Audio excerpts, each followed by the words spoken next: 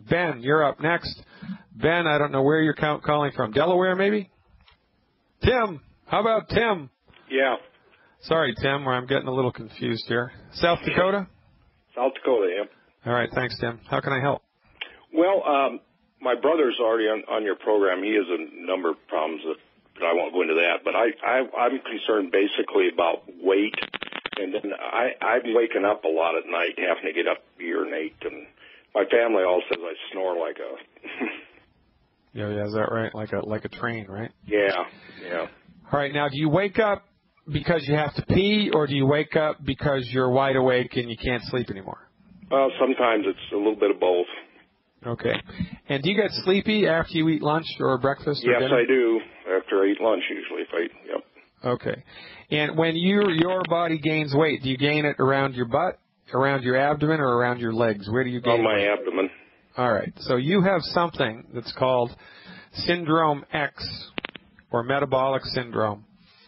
It's pre-type 2 diabetes. Okay.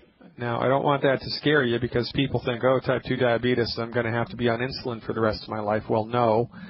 Type 2 diabetes, like scurvy, is a simple nutrient deficiency disease. If we were pirates and we had scurvy, we take vitamin C, it goes away. If you have type 2 diabetes or Syndrome X, Metabolic Syndrome, you take a bunch of mineral supplements and clean your diet up, your blood sugar is going to round itself out nicely, all right? Now, is there a need to urinate in the middle of the night as well?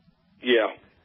Okay. Have you lost height? Are you shorter than you used to be?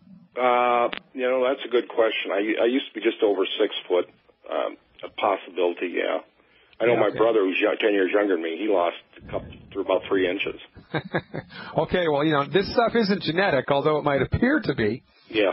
But things like this tend to run in families because families tend to eat the same way, right? And they live in the same part of the country. My dad did the same thing happened to him. He went from 6'3" down to under 6 foot. Yeah, it's crazy, isn't it? So that's something called degenerative disc disease, and in your backbone there are little cushions between the vertebrae, and the vertebrae are the bones that the chiropractors adjust. I love chiropractors. But when those cushions run out of cushion, it's like a feather pillow that's run out of feathers, you lose height because, there's not as much tissue there as was before.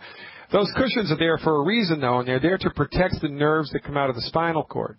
Okay. So if the cushion next to the nerve that goes to your bladder has lost its cushion, then when you lie down at night, the weight of your abdomen presses on that nerve and makes you want to pee. Okay. So an interesting experiment to see if that's really the case is one night to sleep in a Barca-lounger or a reclining chair at 45 degrees. Okay. If you sleep at 45 degrees, there's not as much weight pressing down on that nerve. So if you sleep at 45 degrees and don't need to pee as much, then you've got degenerative disc disease. That's a really old-fashioned way of kind of dialing in that diagnosis. All right?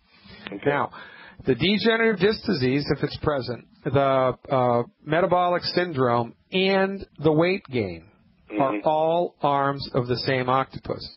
Okay. And when we come back on the other side of the break, I'm going to tell you specifically what to do to get on the other side of this. But the first thing that you need to do, and everybody listening needs to do, is get on the good food, bad food diets. Okay. Now, what we're looking for here is specific and measurable results in a certain amount of time. The only thing that makes people gain weight is we eat too many calories. It's got nothing to do with exercise. Zero. Has nothing to do with exercise.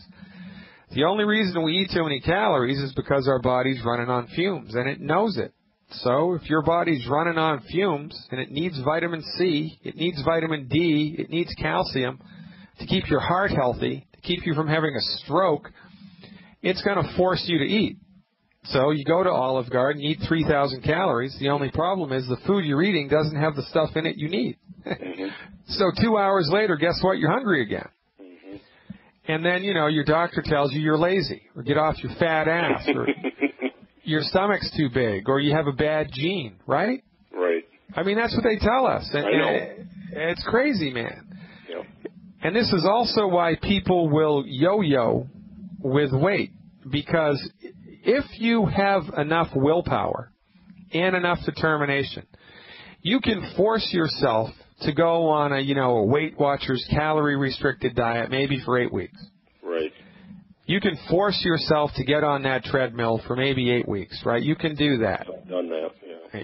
Yeah, but eventually, Mother Nature's going to come a knocking, and you ain't never going to win that fight. Because the only reason your body is, your mind, your central nervous system, your brain is making you eat, and it's your brain that's making you eat, the only reason that it's doing that is because it knows you're running on empty, baby. And, holy smokes, man, if you run out of essential fatty acids, you get a stroke. If you run out of selenium, your heart explodes. If you run out of copper, the big artery coming out of your heart explodes. That's how Einstein died. Smartest man in the world didn't even know this. So don't feel bad. I mean, this is not your fault. Quite frankly, it's your doctor's fault. So what happens here is when we fill the nutrient tank up with the right stuff, the right nutrients and the right recipes, right?